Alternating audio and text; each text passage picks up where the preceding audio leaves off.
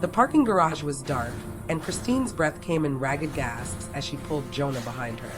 His small hand was sweaty in hers, and his brand new SpongeBob sneakers squeaked against the concrete as they ran. Somewhere behind them, footsteps echoed, steady and unhurried. "Mommy, I'm scared," Jonah whimpered. "I know, darling. We're almost there." The elevator. She just needed to reach the elevator to Anton's penthouse. He'd promised her they'd be safe there.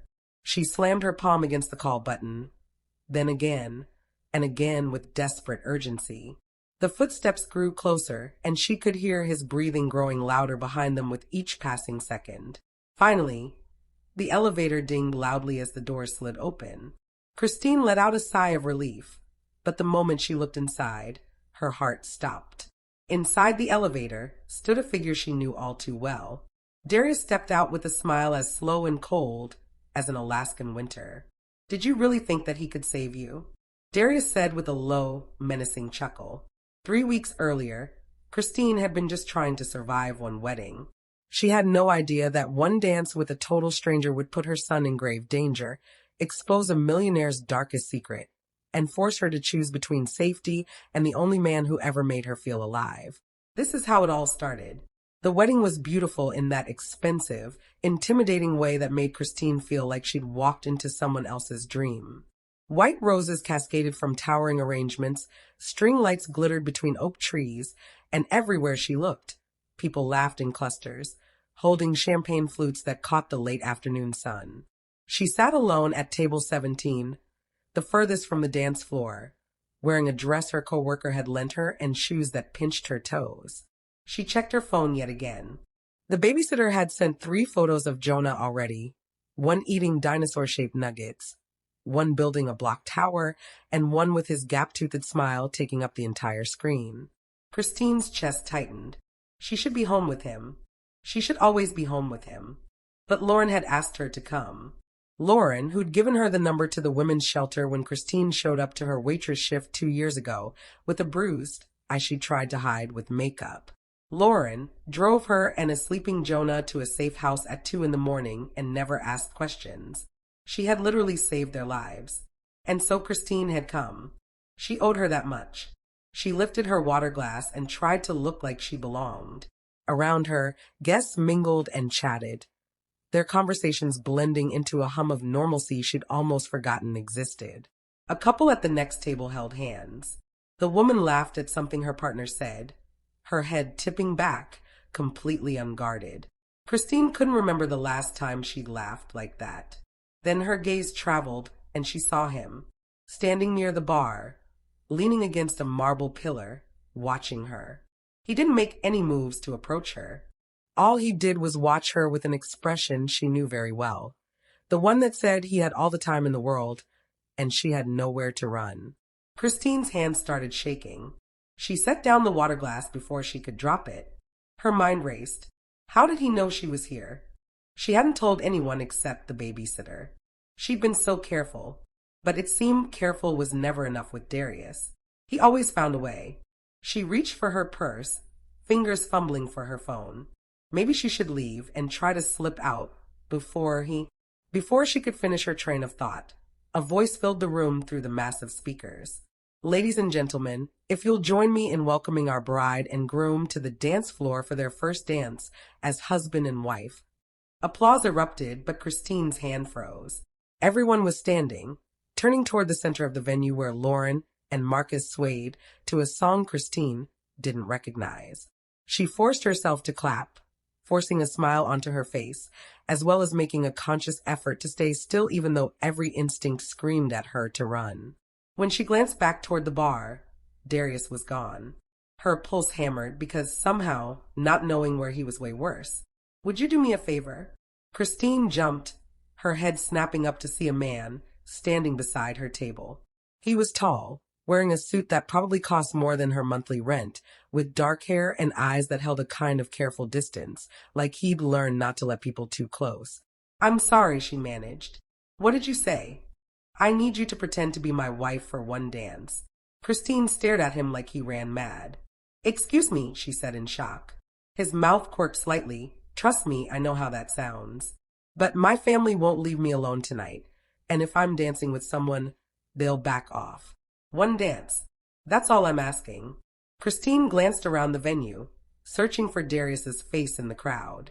Her heart was still racing. I don't think.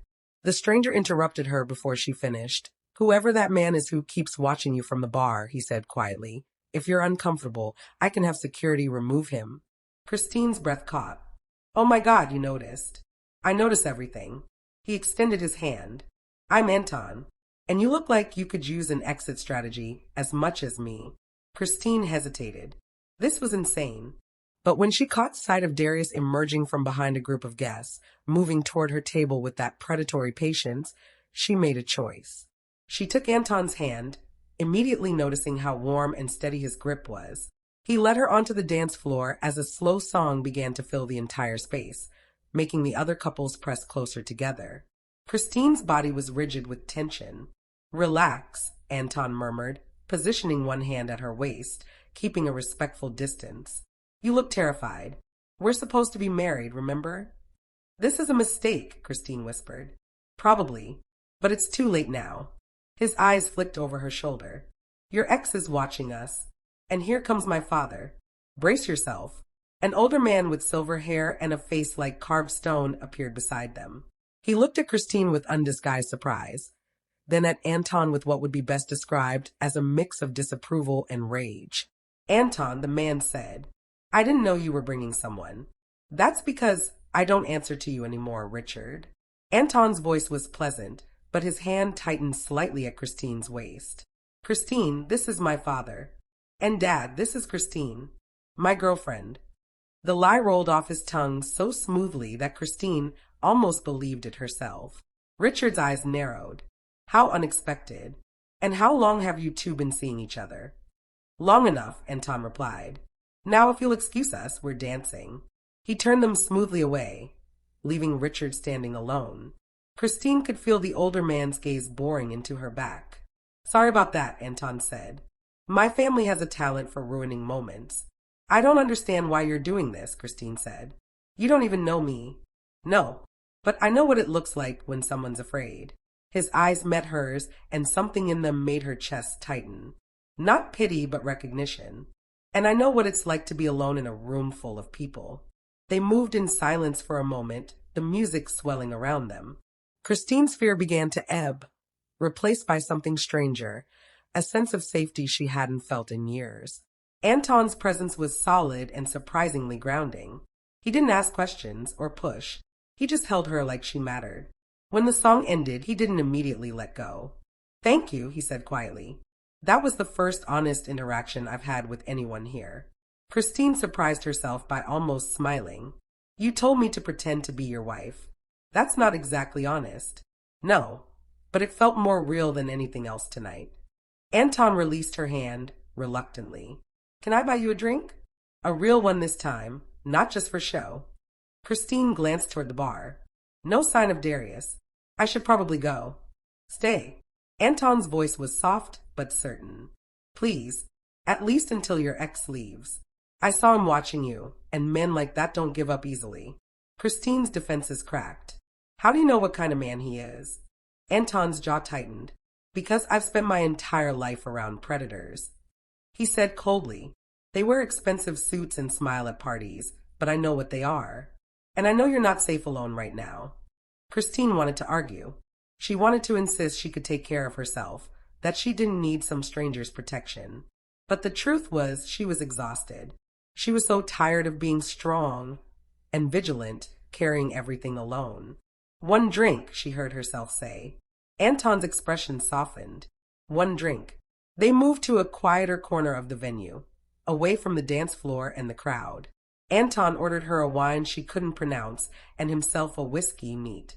They sat at a small table beneath a canopy of lights, and for the first time all evening, Kristine felt like she could breathe. Anton finally spoke up. So are we going to acknowledge how strange this is, or still pretend it's normal? Kristine laughed. It surprised her. I don't think there's any way to make this normal. Fair enough. He took a sip of his whiskey, studying her. Tell me something real. Something you wouldn't normally tell a stranger at a wedding. That's a dangerous question. Then I'll go first. Anton set down his glass. I haven't spoken to my father in 6 years. I came to this wedding hoping we could reconcile. But 5 minutes with him reminded me exactly why I left. Some wounds don't heal. They just scar over. The honesty in his voice caught Kristine off guard. She traced the rim of her wine glass, weighing how much to share.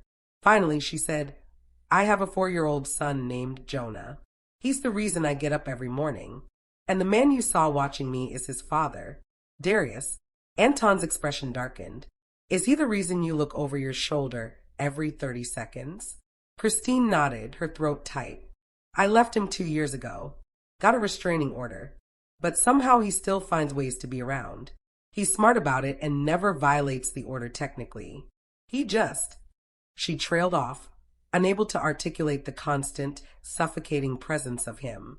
He haunts you, Anton finished quietly. Yes. They sat in silence.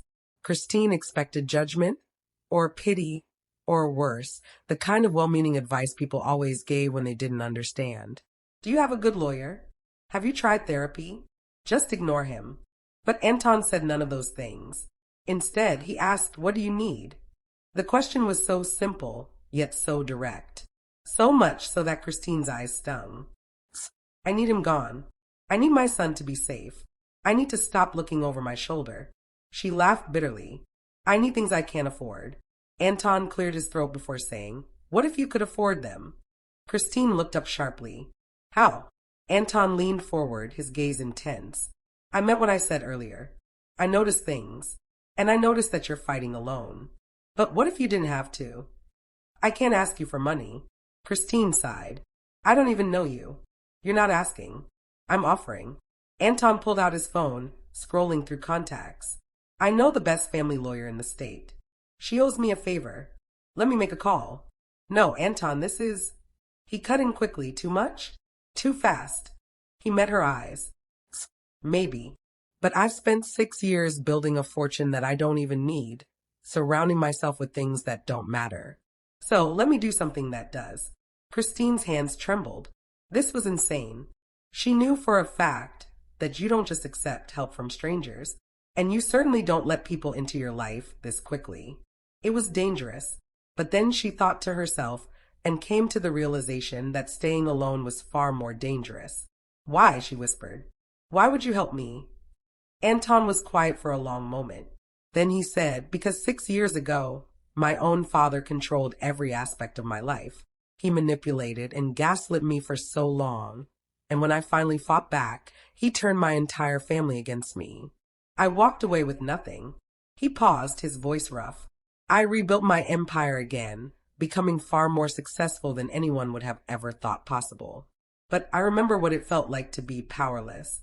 And I swore if I ever had the chance to help someone escape that, I would. Kristine felt something crack open inside her chest. One dance, she said finally. One drink. And now a lawyer. You're quite the stranger, Anton. His mouth quirked. Wait until you see what I do for an encore. Despite everything, Kristine smiled. For the first time in 2 years, she didn't feel completely alone. Kristine was halfway through explaining her custody situation when Darius appeared at their table. Kristine. His voice was smooth and concerned. Everything about him screamed reasonable ex-boyfriend just checking in. He even smiled at Anton. I've been looking for you. I wanted to make sure you were okay. Kristine's blood turned to ice, and Anton's posture shifted subtly. She's fine, Anton said evenly. Darius's smile didn't waver. He extended his hand. I don't believe we've met. I'm Darius, father of Kristine's son. Anton didn't shake his hand. I know who you are. The air between them crackled. Darius let his hand drop, his expression morphing into something that looked almost hurt. Kristine, can we talk privately? No, Kristine said, her voice barely above a whisper. I just want us to discuss about Jonah. It'll only take 5 minutes. Darius's tone was patient, like he was reasoning with a child. I've been going to therapy like the court suggested. I'm working on myself. I just want to be a good father. Anton stood. He wasn't significantly taller than Darius, but something about the way he moved made him seem larger. She said no. That means this conversation is over. Darius's mask slipped for just a second, a flash of rage in his eyes and the split-second tightening of his jaw. Then it was back, the concerned father act firmly in place. This is between me and the mother of my child. With all due respect, whoever you are, you don't have a say. I'm someone she actually wants around, Anton said coldly. And I'm asking you to leave. 2 security guards materialized nearby, drawn by the tension. Darius glanced at them, then back at Kristine. His smile turned sharp. You can't hide behind money forever, he said quietly. Then louder, for the security guards, sorry for the disturbance. Just trying to talk to my ex about our son. I'll go. He walked away smoothly, nodding politely to the guards. To anyone watching, he looked like the reasonable one. The victim of an overreaction. Kristine knew better. She was shaking so hard the table vibrated. Hey, Anton said, sitting back down, his hand hovering near hers but not quite touching. He's gone. For now, Kristine whispered. But he'll be back. He's always back. Anton pulled out his phone. Not if I have anything to say about it. He made 3 calls right there. The first was to someone named Marcus, who was apparently head of his security team. I need surveillance on someone. His name is Darius. He turned to her. Kristine, what's his last name? Carter, she managed. Anton nodded and went back to his call. Darius Carter. I need to know everywhere he goes and everyone he talks to. Start tonight. He paused, listening. I don't care if it's Saturday. Pull whoever you need. The second call was to a lawyer. Gloria, it's Anton Miller. I need you to take a case. Family law. Custody battle. The client's ex is stalking her. Another pause. As he listened to Gloria's reply. Monday morning. First thing. Send the bill to me. The third call was to someone named James. I need a car and a driver at the Meadowbrook venue in 20 minutes. The client is Kristine. He looked at her questioningly. Rivera, she supplied, still in shock. Kristine Rivera. Take her home safely and wait until she's inside with all locks secured. He listened for a few seconds before replying. No, I'll get my own ride. This is more important. When he hung up, Kristine was staring at him. I can't accept this. Anton smiled. You already did when you stayed for that drink. Suddenly, his expression turned serious. Listen to me carefully. Men like Darius don't stop because you ask nicely. They don't respect boundaries or restraining orders. They only understand power. And right now, I have power and you need it. So let me help. You don't understand what you're getting into, Kristine said. Darius he's dangerous. And you barely know me. This could blow back on you. He let out a laugh. Then let it. Anton's voice was fierce. I've spent 6 years protecting a fortune I barely use.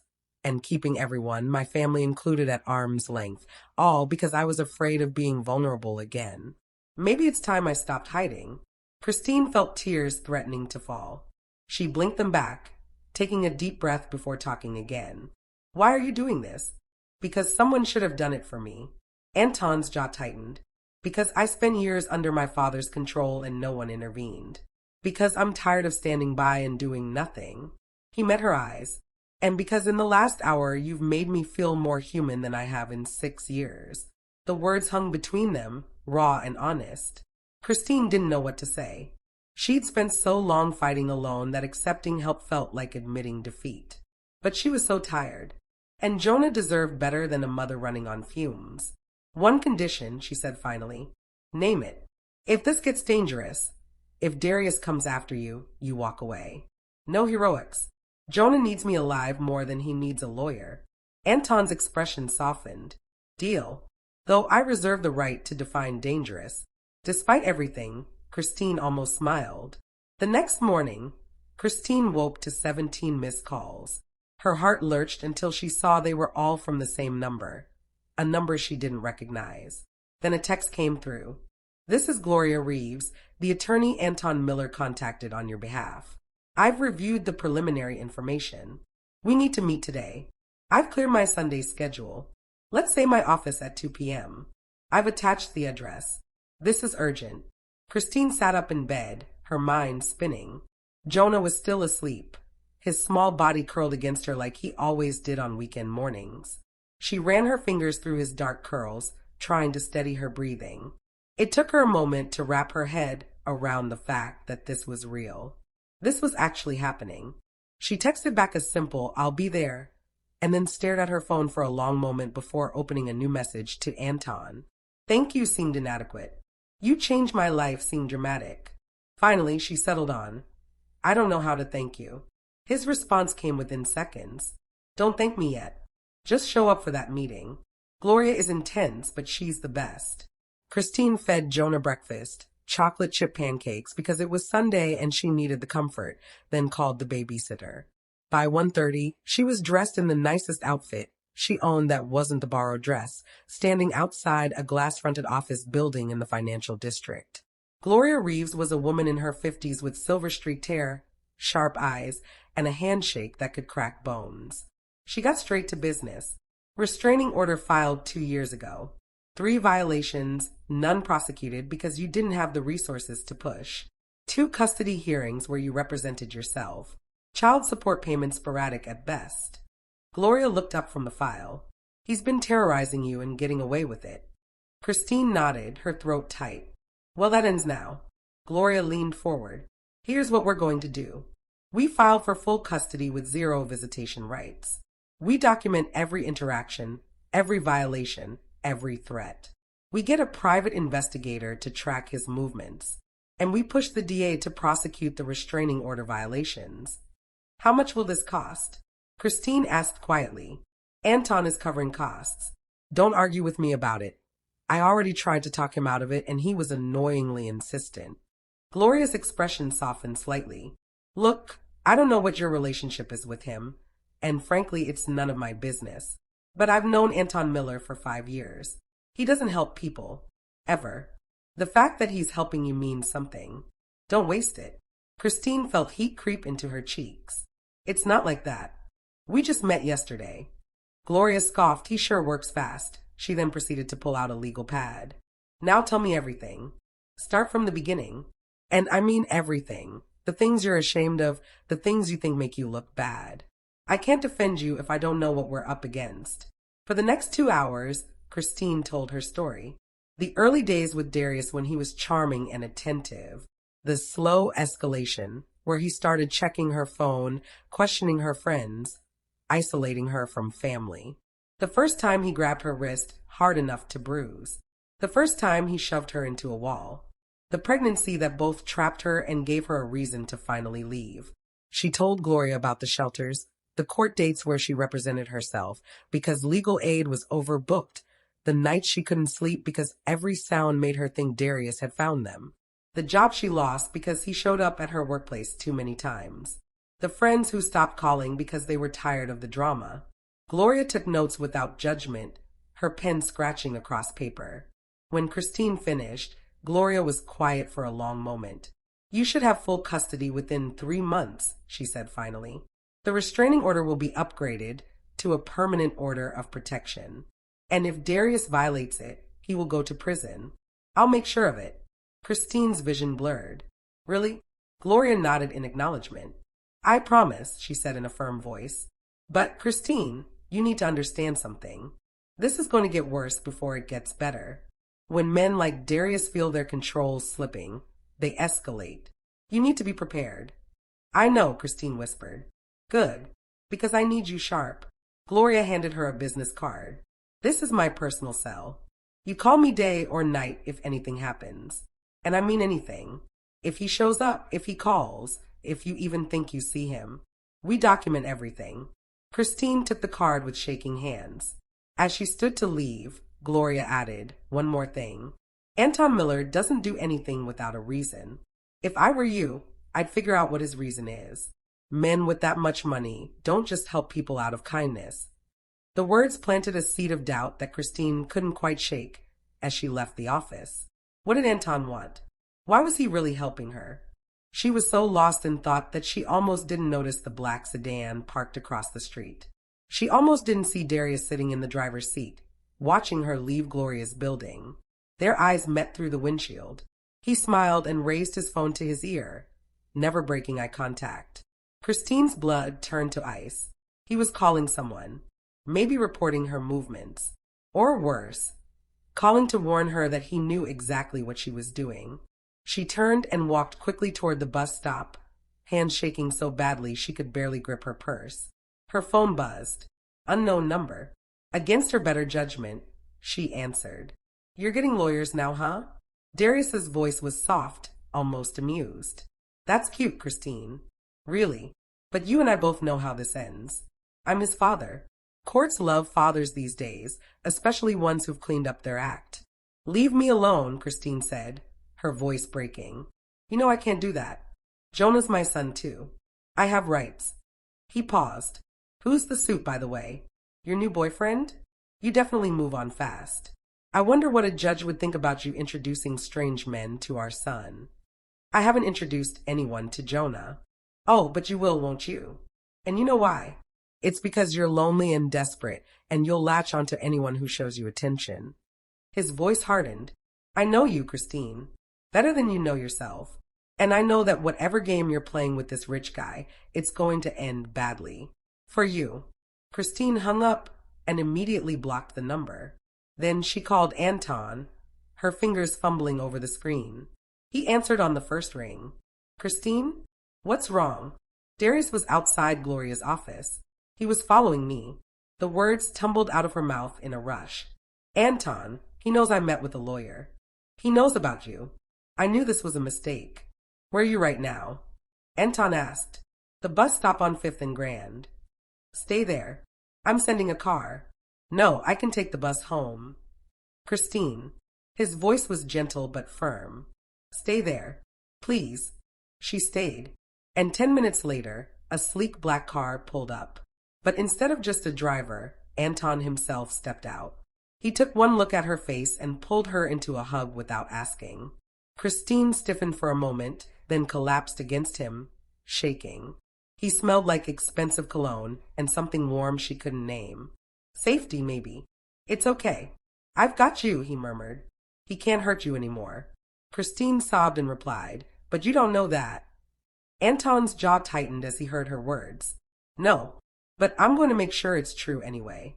They stood there on the sidewalk, Kristine crying into a stranger's shirt while pedestrians walked past, until she finally pulled back, embarrassed. "Sorry," she mumbled. "I'm not usually this much of a mess." "You're not a mess. You're surviving." Anton opened the car door. "Come on. Let me take you home. If you're watching this and you've ever felt trapped, powerless, or alone, leave a comment below. Your story matters, and sometimes sharing it is the first step toward taking your power back. Now let's see what happened when Kristine's world started to shift in ways she never expected. The call came at 3 in the morning. Kristine jerked awake, heart hammering, reaching for her phone before her eyes were fully open. The number was blocked. "Hello." Her voice cracked with sleep and fear. Heavy breathing. Then a click. She sat up in bed, clutching the phone, waiting for it to ring again. It didn't, but sleep was impossible after that. She checked on Jonah twice, making sure his window was locked, his nightlight glowing, his chest rising and falling with peaceful sleep. By morning, there had been 4 more calls. All blocked, all silent except for breathing. Kristine was making coffee with shaking hands when Anton texted, "Breakfast? I need to show you something."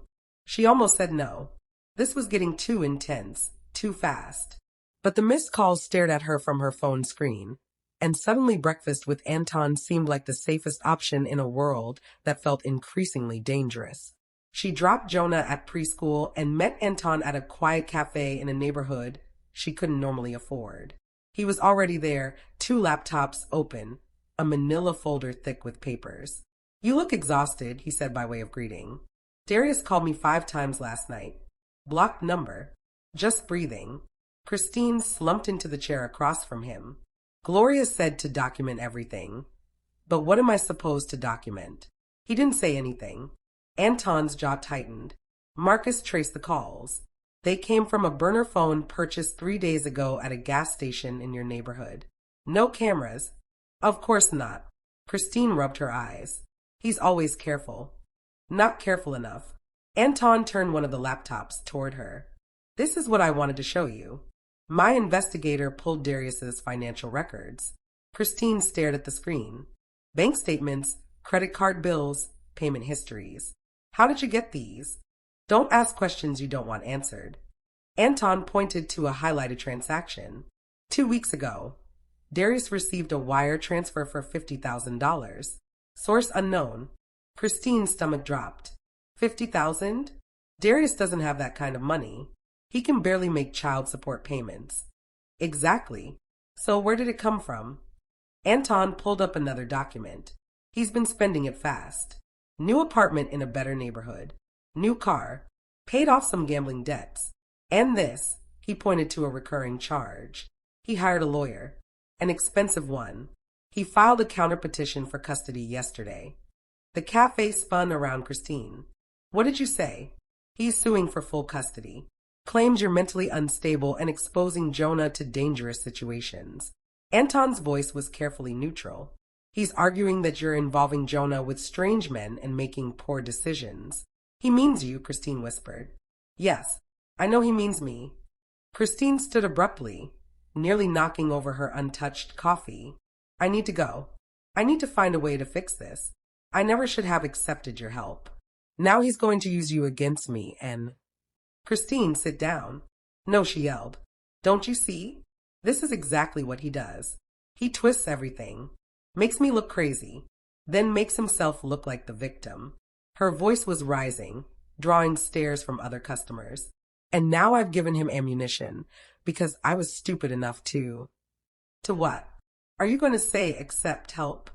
Anton stood too, his voice low and intense. To stop fighting alone for 5 seconds? That doesn't make you stupid, Kristine. That makes you human. She sighed loudly. You don't understand. Then help me understand. Anton stepped closer. Tell me what I'm missing. Because from where I'm standing, a man is terrorizing you, and you're more afraid of accepting help than you are of him. Why? Kristine's eyes filled with tears. Because everyone who helps me gets hurt. My friend who let me stay with her after I left Darius, he slashed her tires. My sister who testified for me in court, he filed a false police report against her boyfriend. People who helped me pay a price, and I can't, her voice broke. I can't let that happen to you. Anton was quiet for a long moment. Then he said, what if I'm willing to pay that price? You shouldn't have to, she replied. No one should. Maybe, but I'm choosing to anyway. He gestured to the chair. Please sit. Let me show you the rest. Kristine sat, wiping her eyes. Anton pulled up another document. Darius has 3 prior assault charges that were dropped. 2 other women have restraining orders against him. He was fired from his last 2 jobs for threatening behavior. Anton looked at her steadily. Gloria is building a case that will bury him. But Kristine, we need to talk about something else. Something bigger. What? Anton hesitated, and for the first time since she'd met him, he looked uncertain. That $50,000? I had my investigator dig deeper into where it came from. He found something, but you're not going to like it. Just tell me. The transfer was laundered through 3 shell companies, but we traced it back to its source. Anton pulled up a final document, a corporate registration. It came from Miller Industries, my father's company. Kristine stared at the screen, not understanding. Your father is paying Darius? It looks that way. But why? That doesn't make any sense. Your father doesn't even know me. Anton's expression was grim. That's what I thought too. So I did some research. Kristine, what was your father's name? The question came out of nowhere. Kristine blinked. David. David Rivera. Why? Anton turned his laptop around again, showing her a news article from 7 years ago. The headline read, Whistleblower dies in suspicious accident before testimony. Kristine's blood turned to ice as she skimmed the article. Her father, his car accident, the investigation that went nowhere. But this article mentioned something she'd never heard before, that he'd been about to testify against a company called Miller Industries for embezzlement and fraud. No, she whispered. No, that's not. My father died in an accident. The police said. The police closed the case. Anton's voice was heavy.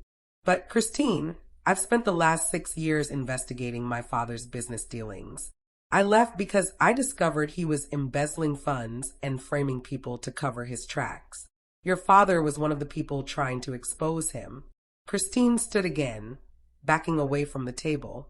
You're saying your father killed mine? I'm saying it's possible. And if he knows who you are, if he's realized you're David Rivera's daughter, then he sees me as a threat. Kristine's mind raced. But I don't know anything about his company. I was barely 18 when my father died. I never even knew what he was working on. Richard doesn't know that, and he doesn't take chances. Anton ran a hand through his hair, frustrated. I think he's been funding Darius to keep you distracted, off balance, too busy fighting for custody to ask questions about the past. Kristine sank back into her chair, the weight of it crushing her. So you're telling me that your father is bankrolling my abuser to protect himself from a threat that doesn't even exist? Yes, Anton admitted. And you knew. You knew your father was involved in my father's death. I only suspected, he answered quickly. I didn't know until yesterday. He met her eyes. I'm sorry. I should have told you the moment I made the connection. Kristine's hands were shaking. I need some time to think. I don't think I can do this right now. Kristine, please. She stood, grabbing her purse. Thank you for the information. Tell Gloria to keep building the case. But I need space. I need to figure out if I can trust you. Anton gasped. You can trust me, Kristine. She scoffed. Your father is funding the man who put me in the hospital twice. Your family literally destroyed mine. Her voice broke as she spoke. How am I supposed to trust you when your blood is the reason my life fell apart? She left before he could answer. Left him sitting there with his laptops and his evidence and his guilt. Kristine made it to her car before she started sobbing. For the next 3 days, Kristine didn't answer Anton's calls. She went to work, picked up Jonah, came home, locked the doors, and tried to pretend her world wasn't falling apart. Gloria called with updates. She said the custody case was moving forward. They had a court date in 6 weeks. Darius had hired an aggressive lawyer who was already filing motions. Kristine listened to her with numb detachment. On the 4th day, Jonah asked, "Where's Anton?" Kristine looked up from the dishes. "What did you say, sweetie?" "The nice man from your phone. You were smiling when you talked to him. Now you look sad again." Jonah tilted his head, his 4-year-old wisdom cutting straight through her defenses. "Did he make you sad?" "No, sweetie. It's complicated." "Oh." Jonah went back to his coloring. Then he spoke again. "I liked when you smiled." That night, after Jonah was asleep, Kristine finally listened to Anton's voicemails. The first few were apologies, explanations, promises that he would fix this. The most recent one was different. "Kristine, I know you don't want to hear from me. I understand. But I need you to know something. I filed a lawsuit against my father's company. I'm turning over everything I have to the authorities, the embezzlement, the fraud, all of it, including evidence related to your father's case. I'm reopening the investigation into his death." His voice was raw. "I can't undo what my father did to yours, but I can make sure he pays for it. Whether you ever speak to me again or not, I'm going to make sure he pays." There was a long pause before his voice crackled through the speaker again. "You asked me why I was helping you. The truth is, I'm not just helping you. You're helping me. You're helping me remember what it feels like to care about something other than money, to fight for something that actually matters. So thank you for that dance at the wedding, for trusting me even briefly, and for reminding me I'm still human." The voicemail ended. Kristine sat in her dark living room, phone pressed to her chest, and cried. Not just for her father, or for the mess her life had become, but for Anton too. For the man who'd walked away from his family to do the right thing, only to carry that guilt alone for 6 years. She called him back. He answered immediately. "Kristine, I'm sorry," she said. "I'm sorry I ran. I'm sorry I blamed you for your father's choices. That wasn't fair. You have nothing to apologize for." He said softly, "Yes, I do. You've done nothing but help me, and I treated you like the enemy." She took a shaky breath. "Anton, I'm scared. I'm scared of your father, of Darius, and most importantly, I'm scared that I'm going to lose Jonah, because I'm not strong enough to fight them both." "You're the strongest person I've ever met," Anton said quietly. "And you're not fighting alone anymore. Not unless you want to be. I don't want to be, Kristine admitted. But I need you to understand something. If we do this, if we really go after your father, it's going to get ugly. He's going to come after both of us. Let him try. Anton, Kristine started, but he cut her off. Kristine, I've been hiding from my family for 6 years. Hiding from the guilt, the anger, the betrayal. I'm done hiding. My father destroyed your family to protect his empire.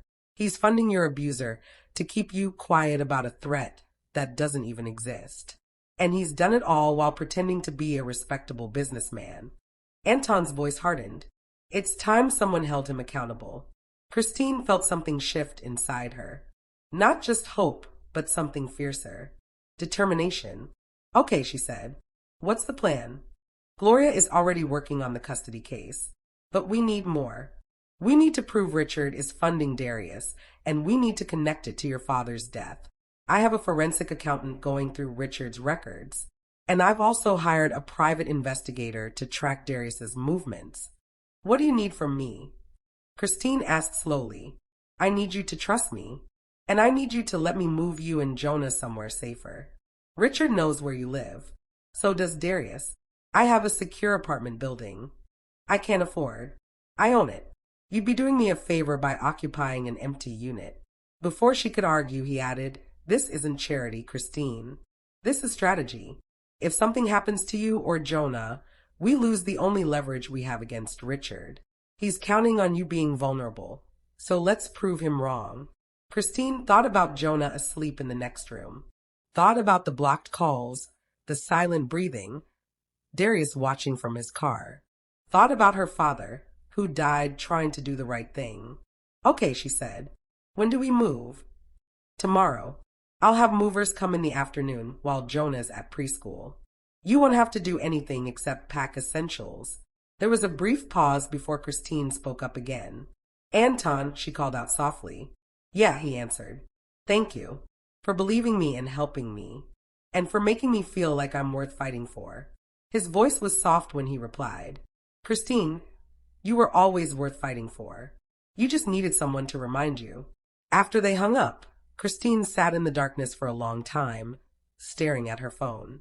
She didn't know what was coming, or if they could win against men with money and power and no conscience. But for the first time in 2 years, she felt like maybe she had a chance.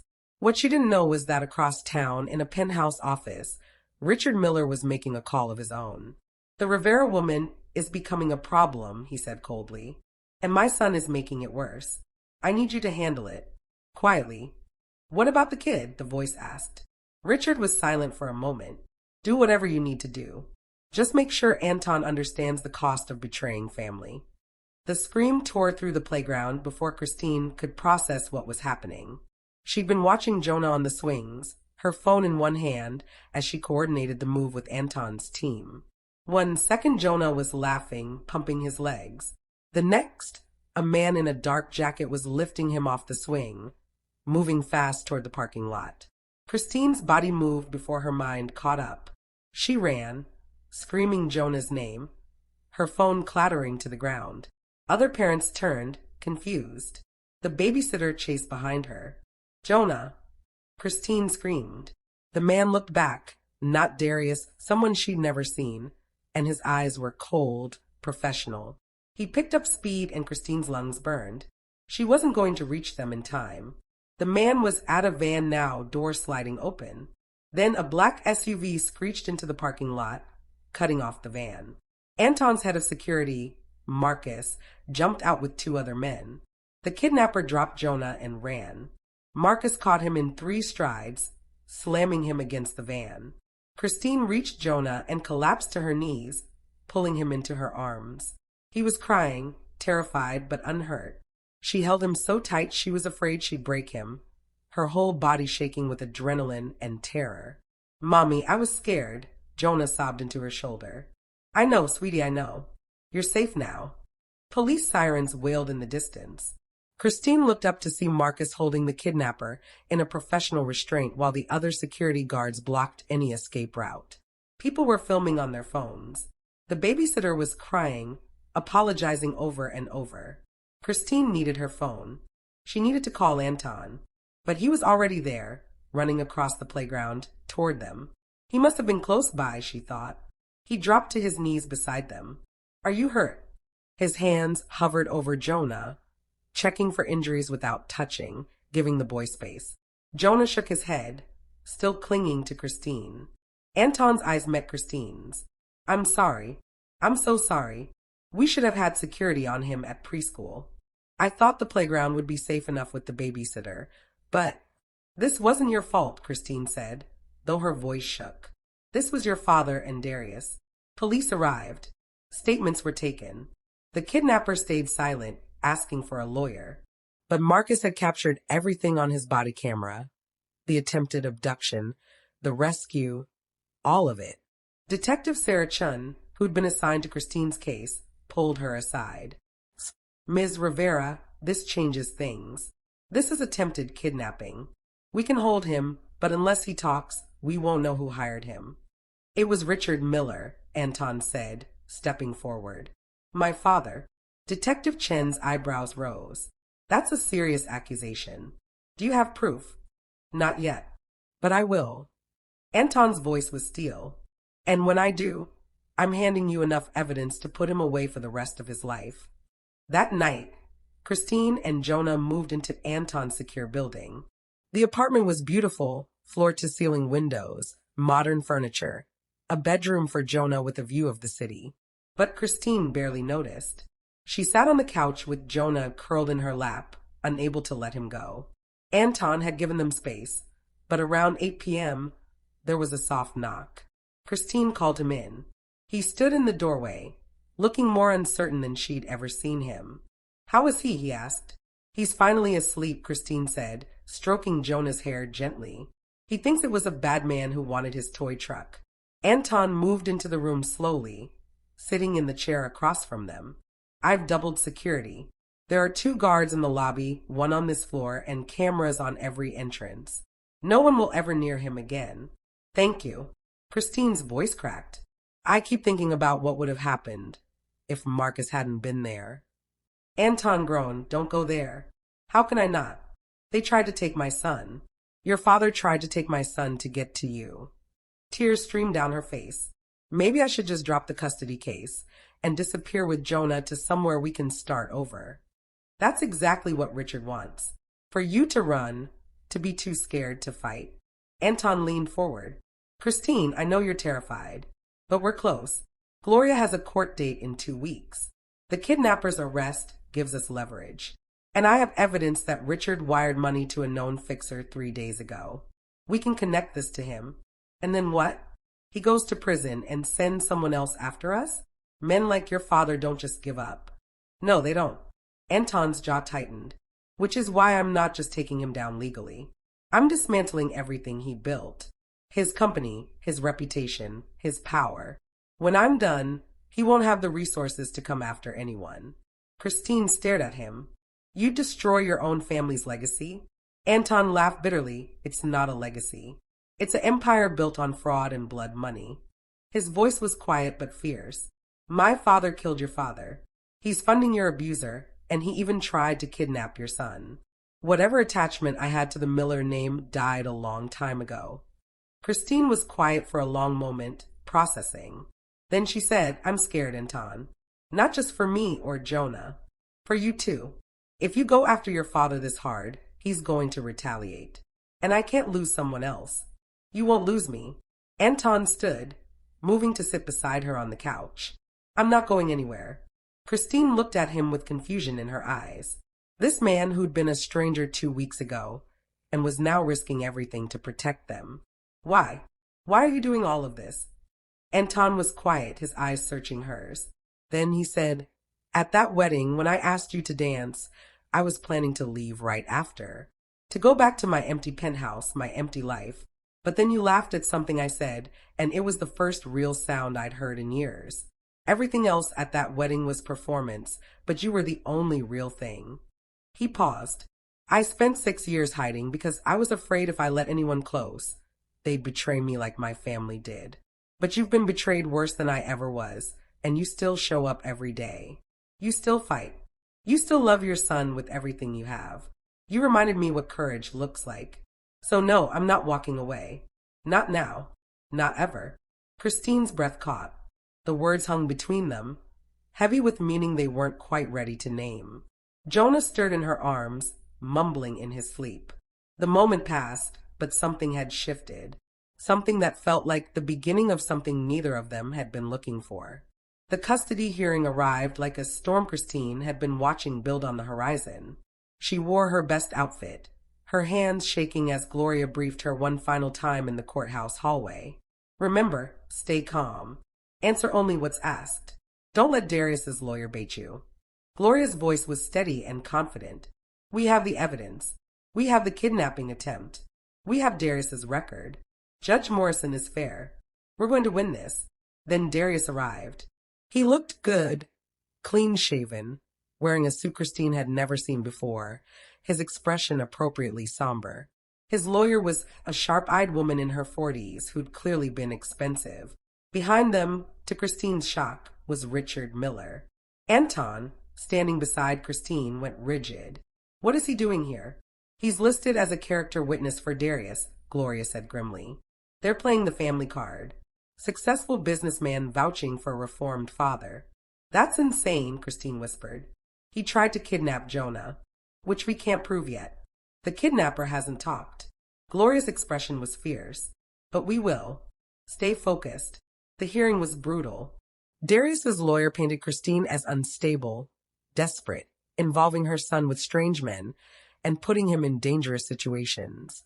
She brought up the kidnapping attempt and somehow twisted it to suggest Kristine's reckless association with Anton Miller had endangered Jonah. Then Richard took the stand. He was smooth, convincing, playing the role of concerned community leader. He testified that Anton was unstable, obsessed with conspiracy theories about his father, and that Kristine was clearly being manipulated. He expressed concern for Jonah's safety in such an environment. Kristine watched Anton's hands clench into fists. She reached over and squeezed his arm, a silent reminder to stay calm. Then it was Gloria's turn. She systematically destroyed Darius's character, his assault history, his restraining order violations, his fired jobs.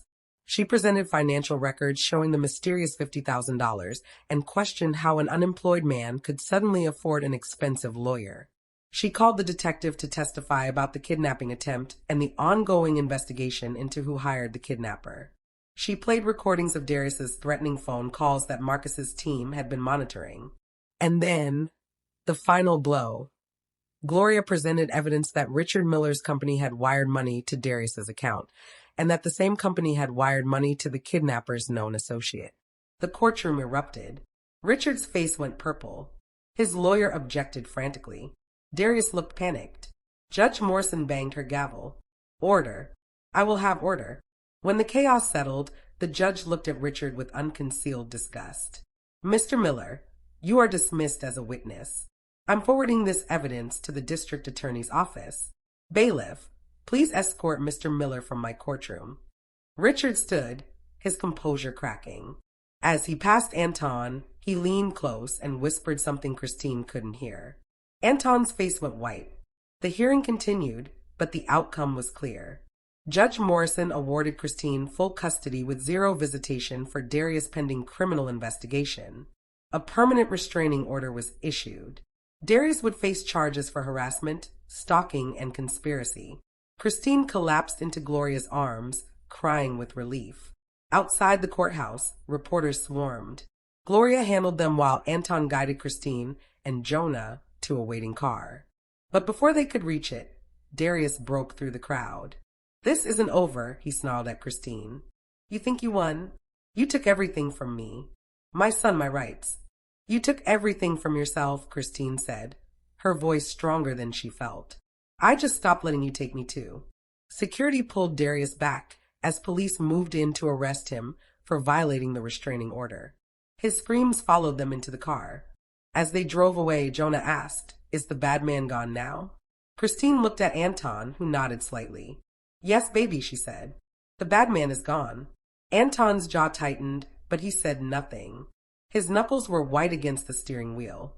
For the first time in what felt like forever, Kristine allowed herself to breathe. The courthouse steps were behind them. Darius was in custody.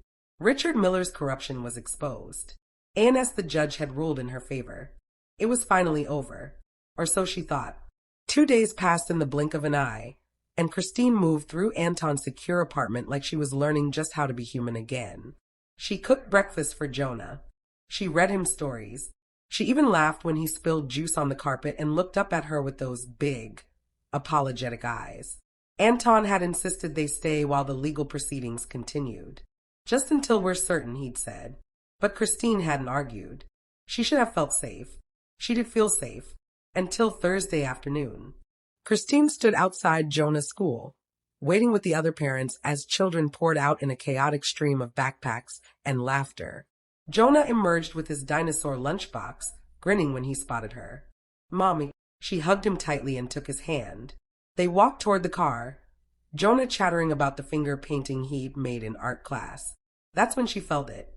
The prickle at the back of her neck. The weight of eyes on her skin.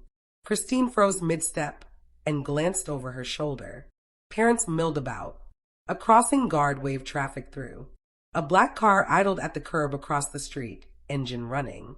Her stomach dropped.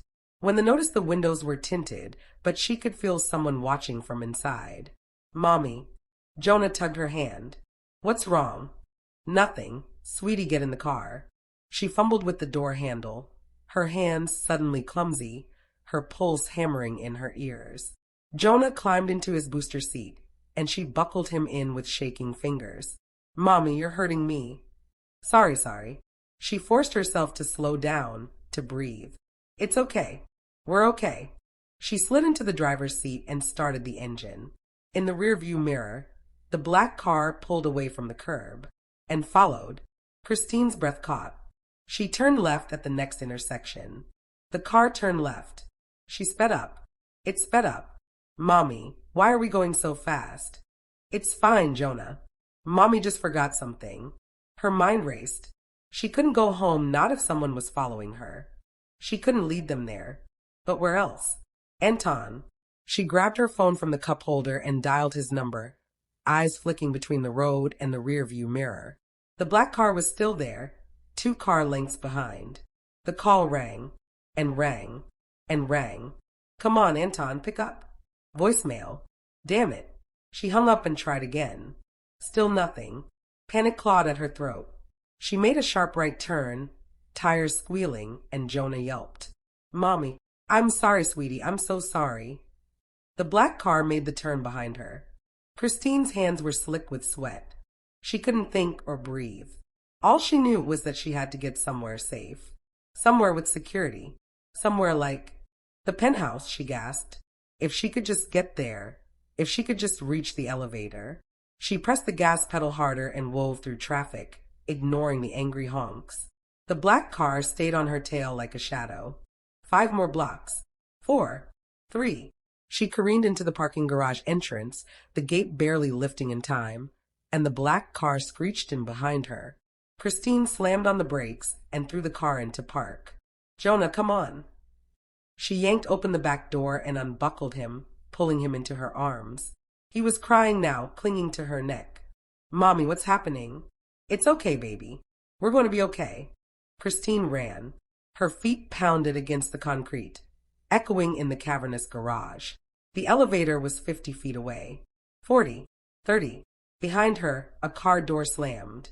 Then she heard footsteps, slow and confident. Kristine. Her blood turned to ice. That voice. No. No, no, no. She slammed her palm against the elevator button, again and again, her breath coming in ragged sobs. Jonah was crying into her shoulder, his small body trembling. Come on, come on, come on. The elevator dinged. The door slid open, and Kristine's heart stopped. Darius stepped out. He looked exactly as he had in the courtroom 2 days ago. Clean cut, composed, that same cold smile curling at the edges of his mouth. But there was something different in his eyes now. Something unhinged. Did you really think he could save you? Darius's voice was soft, almost tender. Kristine stumbled backward, clutching Jonah tighter. No, no, you're supposed to be in jail. Supposed to be. Darius stepped closer. Funny thing about money, Kristine. It opens doors. Even prison doors, if you know the right people. Her back hit the wall. There was nowhere to go. The footsteps behind her stopped, and she glanced over her shoulder. A man in a dark jacket, the same man from the playground, the kidnapper, stood a few feet away, blocking her escape. "You look surprised," Darius said, tilting his head. "You shouldn't be. I told you I'd never let you go." "Please," Kristine whispered. "Please, just leave us alone." "Leave you alone?" Darius laughed, a low, mirthless sound. "After everything you've done? After you humiliated me in court, dragged my name through the mud, turned my own son against me? He's not your son."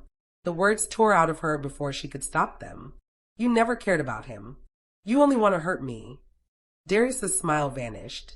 In 2 strides, he closed the distance between them and grabbed her arm, his grip bruising. Jonah screamed, "Let go of me." Kristine twisted, trying to break free, but Darius was stronger. "You know," he said, his breath hot against her ear. "Anton's father gave me access to this building, to his precious son's penthouse. Thought it might teach the boy a lesson about loyalty, about family." Kristine's stomach lurched. "What did you do? What do you think?" Darius's smile returned, sharp and vicious. "Anton's not answering your calls. Is he?" "No. No. You're lying," she choked out. "Am I?" Darius released her arm and stepped back. "Guess you'll find out. But first," he nodded to the man in the dark jacket, who moved forward and reached for Jonah. "No," Kristine screamed, but Darius grabbed her wrists, yanking her away. Jonah's cries echoed through the garage as the man pried him from her arms. Mommy, don't let him take me." "Jonah," Kristine thrashed, kicked, clawed, but Darius held her fast. Tears streamed down her face as she watched the man carry her son toward the black sedan. "Let him go. Please, Darius, please." Darius leaned close, his voice a whisper. "You should have stayed with me, Kristine. None of this had to happen." Then he shoved her to the ground and turned to follow the other man. Kristine's knees hit the concrete hard, pain shooting up her legs, but she didn't feel it. All she could see was Jonah's tear-streaked face disappearing into the sedan. "No," she sobbed, trying to stand, to run, to do something. The roar of engines shattered the air. 3 black SUVs screeched into the garage, tires smoking, and surrounded the sedan. Doors flew open, and men in tactical gear poured out. Anton's private security, led by Marcus. And then Anton himself emerged from the lead vehicle. He was disheveled, his shirt untucked, a bruise blooming along his jaw, but his eyes were sharp and furious. "Get away from them," he roared. Darius froze, Jonah still in the arms of his accomplice. For a split second, something like fear flickered across his face. Then he lunged. Anton met him halfway. The 2 men collided with a sickening crunch, fists flying. Darius swung wildly, catching Anton in the ribs, but Anton didn't falter. He grabbed Darius by the collar and slammed him against the sedan. "You think you can touch them?" Anton's voice was low, deadly. "You think you can come after what's mine?" Darius spat blood and laughed. "Your father sent me, you arrogant." Anton's fist connected with his jaw, cutting him off. Kristine watched, frozen, as the 2 men fought. She wanted to look away, but she couldn't. Every punch Anton landed was a release. Years of fear, of pain, of helplessness, channeled into raw, brutal fury. Darius tried to fight back, but he was no match. Anton was faster, stronger, driven by something deeper than rage. He was protecting them. Finally, Anton pinned Darius to the ground, knee pressed into his back. "It's over," he growled.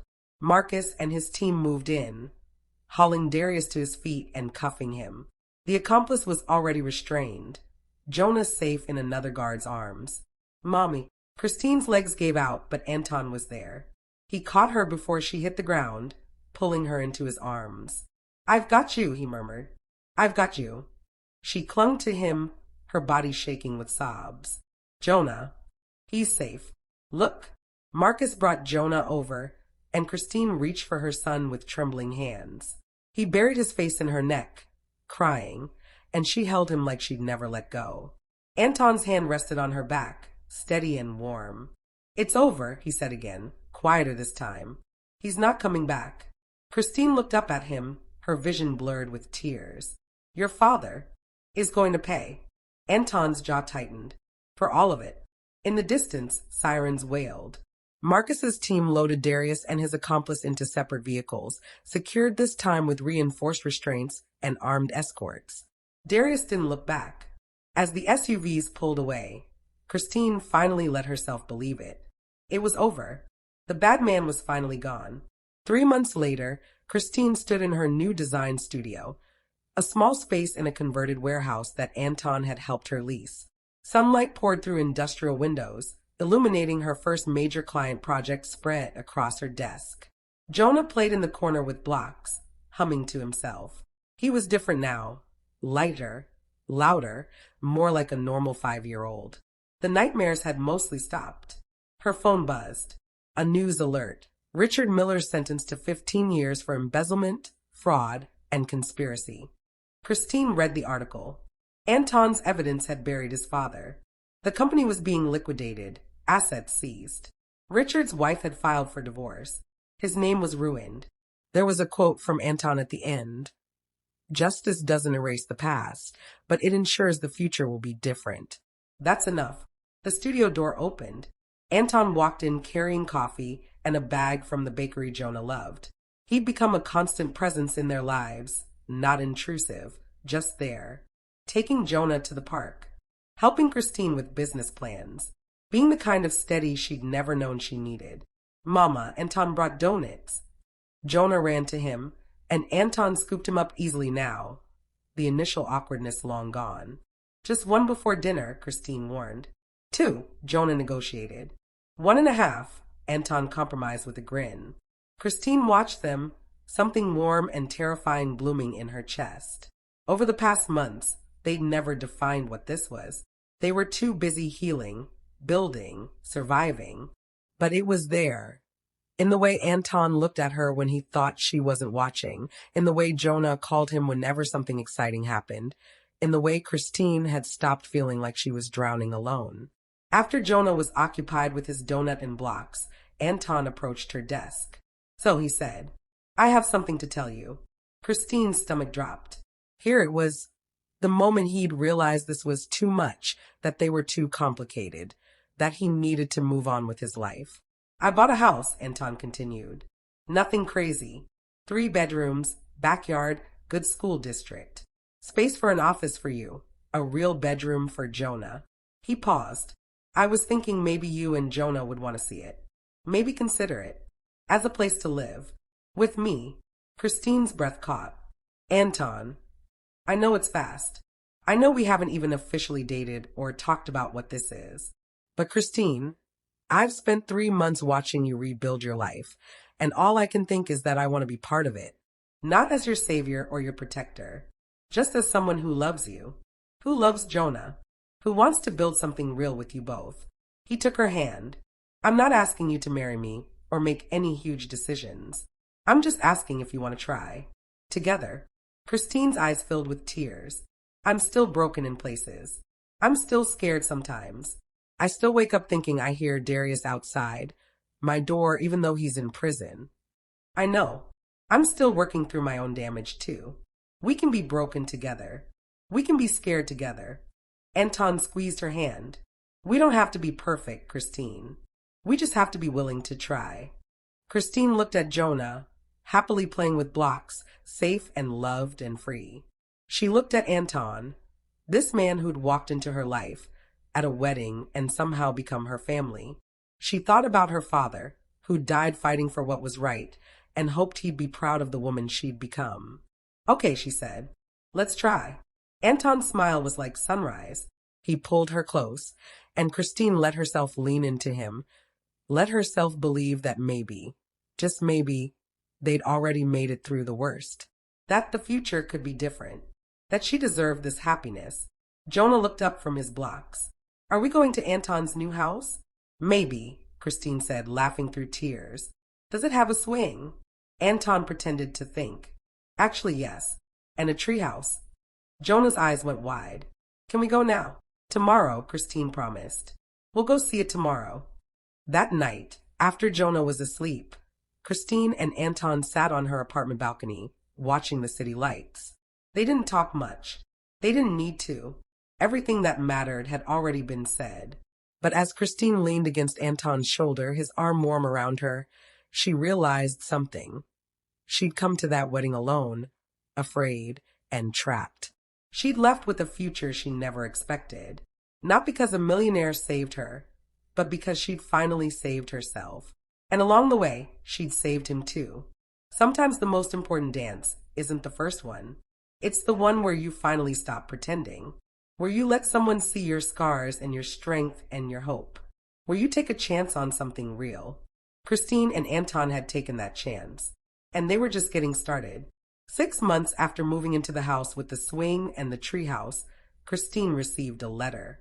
Inside was a photo of her father from before she was born, standing in front of Miller Industries, holding a briefcase.